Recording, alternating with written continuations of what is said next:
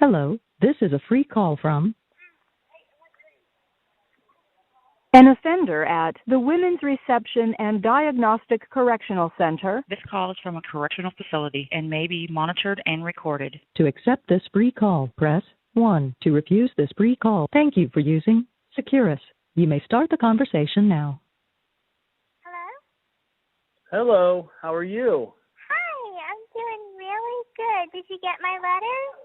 I did not. I actually just went through all my mail looking for it, so that's why I'm glad you're calling me. Oh, okay. Well, it was just about, Erin Lee Carr had asked me to write you a letter that says that I want you to give her access to my discovery.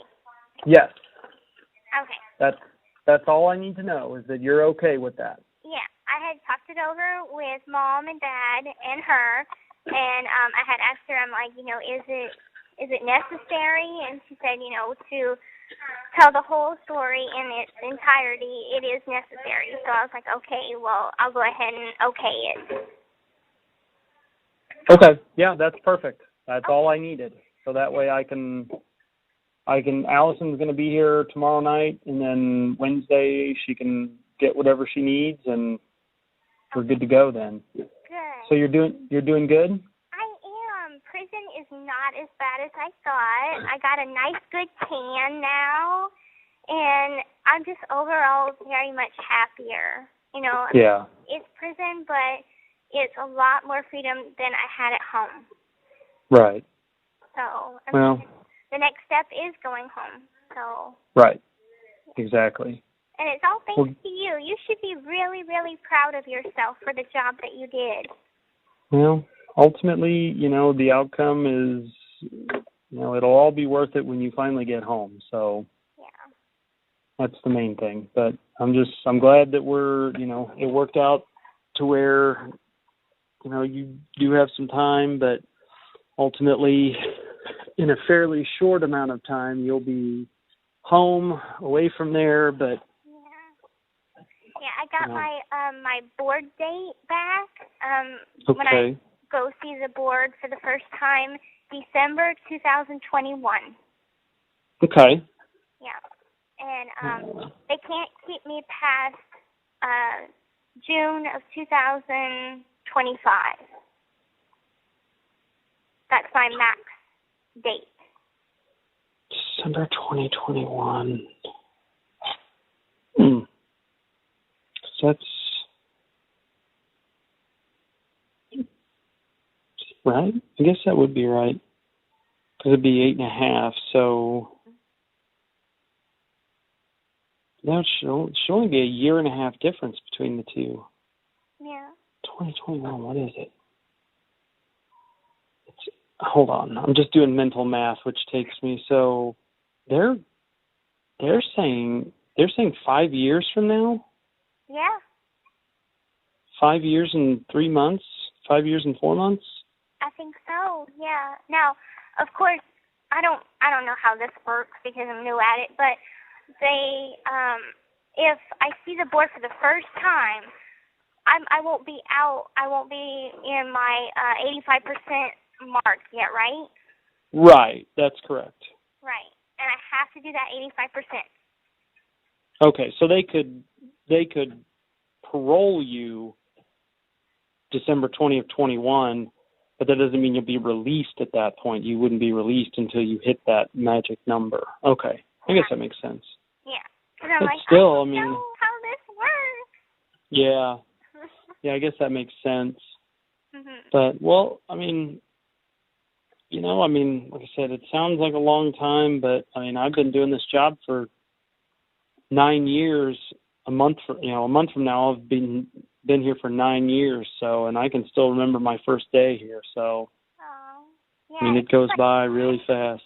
Time is flying by so much faster than county. Like, I've already been here 5 weeks, I think. Yeah. It's longer, I don't know, but it just... The county's terrible. Not being able to go outside or... Yeah, this is much, much better, and...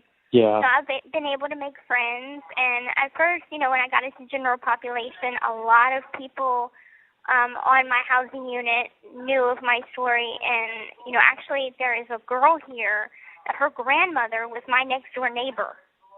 Okay. So she hasn't told me who her grandmother is yet, but it's a little awkward. But anyway, they had talked about me behind my back, and it was a little hard at first. But once they got to know me, that changed. So they're not giving me hell no more. Okay, well that's good.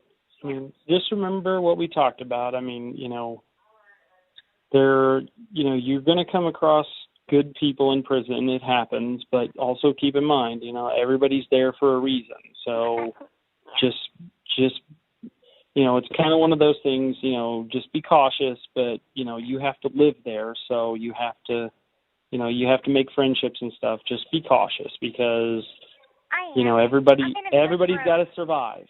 Yeah. So I'm in a good room with good roommates. And good. They taught me how to use the washer and dryer because I'm like, I don't know how to do this. I was just trying to wing it and do it on my own, but I was about to put a whole bar of soap in the washing machine. And they're like, no, you can't do that. So they taught me how to use the washer and dryer. And at first I felt like a lost puppy, but everything's been going good, and I'm learning a lot. I'm surviving, and I just am overall much happier. Good. I mean, that's the biggest thing is that, you're adjusting, you're getting comfortable. And I mean, as sad as it is, I mean, ultimately, you are in a better place. You are in a position where you can actually be a functional person now. Right. Which it took prison to get you to that point, which sucks. Yeah. That's the part that I don't like about all this. How did Nick's court go? Is anything changed on his front? No. Let me look. He is... And obviously there's a lot less press surrounding him. Right. Christy texted me earlier about Dr. Oz. Yeah. Good grief. They pulled me in the back and explained me that Dr. Oz show had contacted the facility and wants to do an interview with me. And I told them I had to talk to my family before I can give an answer. And Christy told me that HBO said that if I... This call is from a correctional facility and may be monitored and recorded.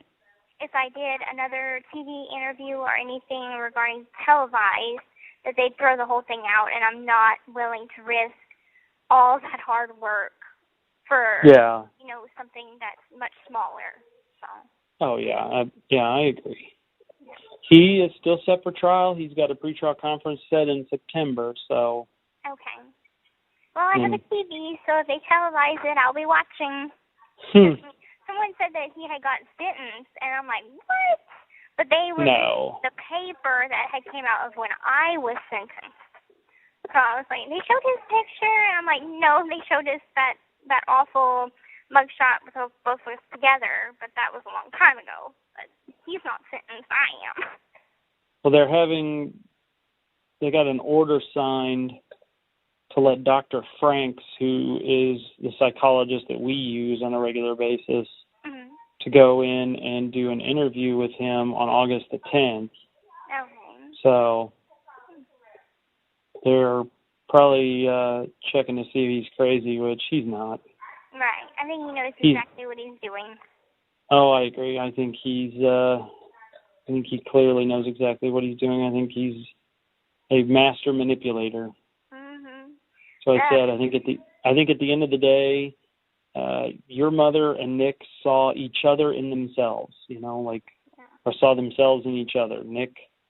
When Nick met your mom, he knew that your mom was never going to let you go. And when your mom saw Nick, she saw somebody who was trying to horn in on her space. And that's why, without even saying a word to each other, those two were never going to be able to survive in the same place. Nope. Yeah, after everything I've read and everything, I'm pretty convinced that Nick makes all this shit up. That all the Victor and all that shit is just his way of controlling people. And trying to get away with it. Mhm. So. The lady that I'm sure you read the article that came out. Mhm. Okay, well, she had asked me how did I feel about him after all of this, and I said, I hope that he gets the help he needs because he needs a lot of mental help, but also he needs to take accountability for what he done, just as I. So that's basically how I explained it. Yeah. No, and I actually talked with Michelle Dean yesterday, and so far the article has been read by 2 million people. Yeah, that's a lot of people. Yeah, that's a lot of people. Yeah. But she read the comments to me, and they're actually better comments than they were in the beginning. People are really starting to understand now. Well, and after I read the article, I texted her and thanked her for the article. Mainly, obviously a lot of the information had come out about you and your living situation and the medication and all that. Mm-hmm. But the biggest thing besides, the two things that she did with that article was, one, she laid the whole story out from start to finish, which was good. It allows somebody to sit down and read from start to finish what happened, which is good because it puts everything in perspective from your side. Right. It lets everybody know what you went through from start to finish. The other thing, too, is that it finally vindicates your dad a little bit, and it lets people know exactly what your dad went through, too, right. Because him and Christy have really taken a punishment, and it's been kind of hard, at least I wasn't really able to say much just because it really had nothing to do with the case. But I think she did a great job of explaining kind of how it was that your dad and Christy were in the dark about a lot of this. Right. So we're still discussing, in our conversations, from here, we're still discovering different things. Like, she had told me about how many times Mom tried to break up their marriage, and I told her about the baby that was never born, the made-up baby that Mom didn't have. And, we're still trying to piece everything together, and I'm like, one day I will sit down and I will tell y'all absolutely everything, because there's so many questions that I still have for them, Right. Well, like I said, everything that I've seen, it looks like your dad thought that he was communicating with you more often than you actually had communication with him, because there were a bunch of Facebook messages that Christy showed me, and it was, your mom telling your dad what a wonderful dad he is and all these things, and, we couldn't survive without you and the money you provide and so on and so forth. And then, everything that I read that she wrote to other people was, he was a horrible piece of shit, and he was on drugs, and he didn't take care of his family. And so, it was, everything your dad showed me, it all adds up. So and it makes sense for us. For you to come in and piece together the different things that we're missing, and because I couldn't get a hold of those Facebook messages, so to have that all proof of what was going on, it just shows me, instead of me thinking in my mind, well, no, Mom wouldn't do that, or maybe she went far, but it wouldn't be that far. It's just proof. And I'm like, did I ever really know my mom at all? Yeah. Well, and that's the hardest part, is trying to figure out. Obviously your mom had some kind of mental health issue that was behind all of this, but it's, there are just bad people on the planet, and it's reading through all the stuff I read through. It just amazes me the lengths that she went to do the things she wanted to do. The things that she said to the doctors, the things that she said to other people, her ability. It was pretty clear that, like I said, she was checking the medical records to find out if the doctors were we're finding, and that's how she knew that Flasterstein caught on to this. Right, and which leads me to another thing is that Christy had asked me how did I feel about going after Beckerman, and I'm like, there's been a long history there, I've been seeing him for so long that, it's just difficult. And This call is from a correctional facility and may be monitored and recorded. It's almost like I don't want to betray someone's friendship, but this also was done, and if he had stopped it, it wouldn't have gotten to this point, Right. Well, and the thing is, at the end of the day, you and I had a professional relationship, and ultimately, when I have a professional relationship with somebody, whether we're friendly, whether we chat or whatever, I owe you a duty. Right. My primary duty, whether we're friends or not, if I am your attorney, my primary responsibility is to do my job and to be a professional. And, you don't get a free pass as a professional because you were friends. I mean, because at the end of the day, what you said at the end is exactly right. If he had done his job properly and he had investigated your conditions properly, he would have known that this wasn't right, and he could have put a stop to this years ago. Because when he was in New Orleans, clearly your neurologist in New Orleans figured this out, because the doctor that Flasterstein talked to was a doctor in New Orleans, but wasn't the neurologist. It was because he says that in his letter, he says that the doctor he talked to said that the neurologist down there did these tests and said you were fine. So that means he wasn't talking to the neurologist. He was talking to your general care provider.